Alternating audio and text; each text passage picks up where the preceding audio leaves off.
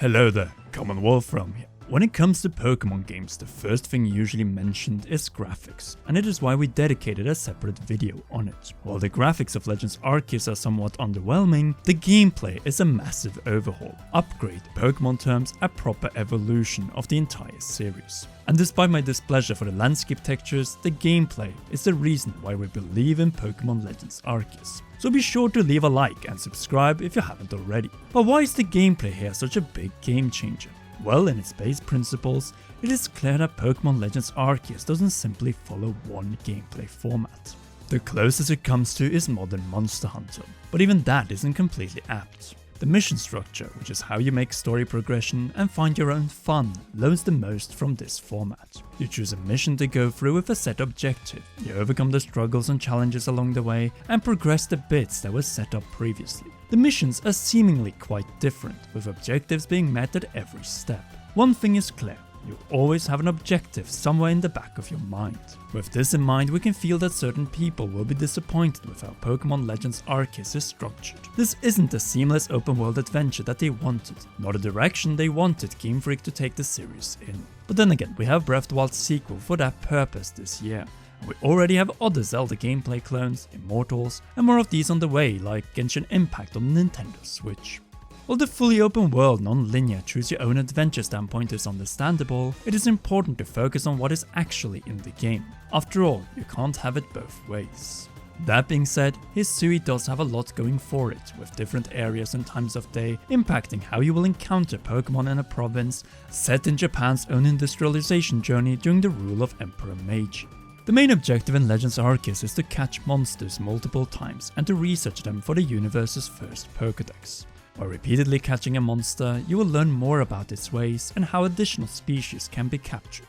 And to see everything that the game has to offer, it is crucial that you partake in dedicated Pokemon hunts, making it worth staying longer in specific areas. In that sense, there's absolutely a free roaming aspect with full dual analog camera control to it, as the locations and behavior of the monsters change. Yes, you can zoom through the game and be done with it, but Pokemon Legends Arceus is focused on finding every crumb of possible information. Particularly players who love the catch-em-all aspect will find a ton to love here. As mentioned, missions and overworld camps attached to these help to expand the longevity of the game's areas and give them purpose. Sometimes you will be asked to hunt for a specific Pokemon, while other moments see you struggling for a certain amount. Even if it isn't a hard-written rule, the game wants to keep pushing the player to do things in the world. Maybe that is a more important aspect when compared to figuring out how big the world is. And it isn't like Pokemon Legends Arceus built up the game like this first. Capcom's Monster Hunter Stories 2 didn't have massive areas, but you always felt like you were participating. So Pokemon might be going in a similar direction here. In addition to the things you can do, there are items and resources that you can collect, which will be helpful for craftable items as well as catching Pokemon. And my goodness, are craftable items and resources important and a very interactive experience, since you often collect them by using your Pokemon's abilities. Crafting is how you make additional Pokeballs and so many other key tools in the game. Now you can buy them as well, but getting them like this is an interesting wrinkle. There's a dedicated shop for additional recipes and things you can craft, but we really don't know how deep this rabbit hole goes. At minimum, we know that you can make multiple ball types with apricons, as heavy balls are in fact a pre-order bonus. Despite the scope of the world, it will remain pretty sizable and connected. The latest gameplay preview gave a better look at how you can traverse the world later in the game. Video travels a great distance on foot, while Hisuian Bravery lets you soar higher and further. Last but not least, there's Busker Legion. This mighty beast lets you explore the rivers and seas to your heart's content for their one special Pokemon. It gives us confidence that we haven't seen the full context of the world or even ways to traverse it, as Game Freak has for once been rather secretive about what this game fully entails, both from a story and gameplay perspective. What gives us pause is that we can select a location on the world map to fast travel, which might defeat traveling long distances in the long run. Still, not knowing the full scope of the world is very much exciting. In the center of the Hisui region is Jubilife Village, our main base of operations. Bustling place with the headquarters of the Galaxy Expedition Team. The team is a group of people with different walks of life and origin. As part of the survey core, you're called upon to find out why Hisui is the way it is and what can be done about aggressive Pokemon. While doing a fortnight of exploring, Jubilife is also where you can prepare for adventures to come. There's an item store, clothing options, and Pokemon exchange functions, all meant to give the player the same means to personalize the character as seen in Pokemon titles since 2013. Hit the clothier to dress up, take your time for a makeover at the hairdresser, before hitting a photo shoot at the photography studio. That way, despite a number of other limitations due to the age this game is set in, you still have many of the modern customization features that we've got used to over the last 3 generations of Pokemon, along with other far more modern tools like the Arc Phone, which contains the game's interactive map. The difference from past Pokemon titles though is that Jubilife Village is not a location that there will be no incentive to return to, as this settlement is where we can change our look, get our next mission, and rest between tasks within our own lodgings, or even interact with the Pokemon that we have caught. It is truly a centralized setting, a settlement that we depart and arrive back to throughout much of the game. In addition to exploring the world itself, the way you interact with Pokemon in Arceus is relatively unique. The roaming flavor made popular in Pokemon Let's Go and Sword and Shield's Wild Area, Isle of Armor and Crown Tundra returns, making hunting for specific specimens less painstakingly hard. The way they respond have been heavily expanded upon. Monsters can ignore you, become aggressive, or be startled and move out of the way. When they are aggressive, they are impossible to catch and you will be forced into a Pokemon battle. There's far more of a hands-on approach, and far more expressive and dynamic Pokemon, which felt lacking at times in the previous mainline outings. The fact that Pokemon can attack you makes for a dynamic and immersion that is unparalleled in the entire franchise. Be alarmed though, get attacked enough, faint, and you will lose items and some progress for good measure. While the Pokemon battle mechanics mostly stay the same, there are some fun perks that are unique to Arceus. There's an action order which dictates when a side can attack. By switching between agile and strong style moves, you can alter the flow of battle and how these attacks behave during the course of the fight. Agile style lowers the power of moves, but they will hit faster. Strong style will make an attack very slow but incredibly powerful.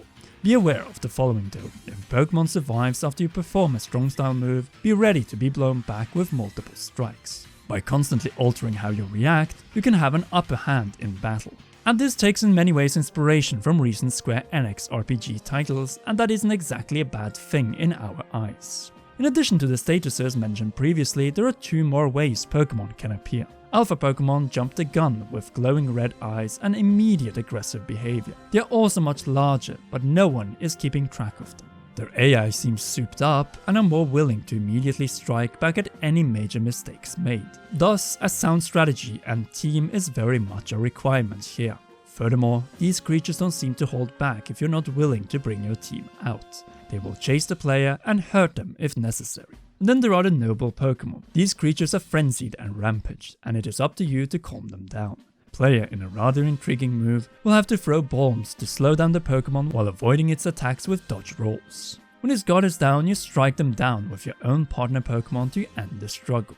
What intrigues us here is how different these battles are from the rest of the game, and we hope they are used sparingly to spice up the game at moments, since after all, they really feel like proper overworld boss battles found in games like Zelda Breath of the Wild and Monster Hunter Rise. Even so, despite taking inspiration here and there from the Zelda, Monster Hunter, Square Enix teams, we have in truth highlighted the most important elements of a Pokemon game here: traversing, structure, and how the monsters are handled. All of these elements make up what Pokemon Legends Arceus is going for.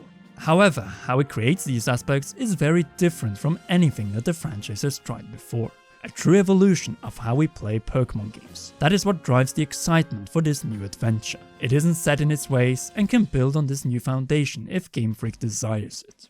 What makes us especially excited is that it can lead to changes in the main format, which has been largely the same over the years, where you just encounter Pokemon and run up to them or away from them to start or avoid a battle, or randomly pop into them and then battle before catching them. The difference here is that there are few more steps, but also alternatives involved, as you first need to seek out the Pokemon, then do your best to not scare them away and sneak up to them, even throw out food and bait to keep them distracted and in an easy position before throwing your Pokeball. If you hit the Pokemon directly, then you might avoid battle and move on with a new Pokemon. But if you miss or the Pokemon is too strong, you'll be sent into a battle screen. As you can see, there is far more immersion attached to our Pokemon interaction experience on every level within this title, making the hunt so much more intense than it otherwise would be. Add to that you as a trainer can be attacked and need to dodge from said Pokemon, and we're getting very close to a realistic wildlife experience, where we can be knocked out by what we seek or try to avoid for the time being. This depth is further expanded by the fact that this game, as the earliest mainline title in the Pokemon series, obviously has no established gyms or league, as these would not be established for many decades in the Pokemon worlds. Instead, it is man against nature, and that is a brilliant perspective. Even when working with the Wardens serving special Pokemon, it is you against the wild. Speaking of, the Wardens are members of the two different Diamond and Pearl clans found in the game, both dedicated to serve the noble Pokemon of Hisui. With that being said, these clans, much like the historical warrior clans of Japan, are at odds with each other, and along with the Galaxy team and the Ginkgo Trade Guild, they make up for an interesting ensemble of Hisui factions. No doubt we'll work closely with them throughout the game as we quell frenzied Pokemon, obtain rideable noble Pokemon, catch regular Pokemon, or when purchasing rare items from Ginter and Volo.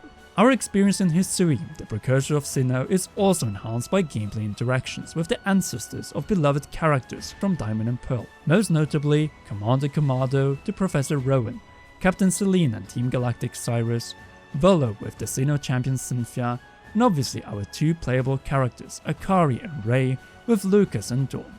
Even Jubilife Village itself is the origin to the great Jubilife City. Add to that starters from 3 widely different generations of Pokemon, numerous new and special Hisui variants of Pokemon, and much more that Game Freak didn't share prior to the release, and you can see why Legends Arceus, the first fully dual analog camera controlled Pokemon experience, is a true gameplay evolution for the entire franchise. An adventure on the path to Arceus which offers so much and seems to only have graphics dragging down what is otherwise a far more immersive, interactive and expressive Pokemon title. A taste of things to come in the future of the franchise, games that might also have far better graphics than this big experiment title. For the Pokemon Company, this will all depend on the critical reception and how they want to build the next slew of experiences. Overall, Pokémon Legends Arceus gameplay is awesome, and some graphical reservations will not keep us away from Pokémon's big leap. So be sure to leave a like and share this video so more people can watch it, and press that subscribe button to bring us faster to 300,000 subscribers and our big Switch OLED plus game giveaway.